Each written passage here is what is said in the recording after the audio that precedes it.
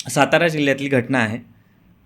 ती घटना अशी आहे की काहीतरी प्रेम प्रकरण होतं. मुलगा 23 वयाचा, घरातल्यांचा नकार लग्नासाठी, मुलीची पण इच्छा होती, पण ते काही प्रेमसंबंध, काही समाज मान्यता त्याला न मिळाल्यामुळे त्या मुलाने आत्महत्या केली. हे काय आहे? या ठिकाणी कोणतं तुम्ही सायन्स लावणार? की ही जी आसक्ती आहे बघा, जो त्या फेजमधून जात असतो, ज्याला त्या व्यक्तीचं महत्त्व कळतं, शेवटी भावना आहे. आपलं पण जवळचं आई असतील, वडील असतील, त्यांना काही झालं तर आपल्याला त्रास होतो. हे काय? हे भावनिक गुंतागुंत आहे.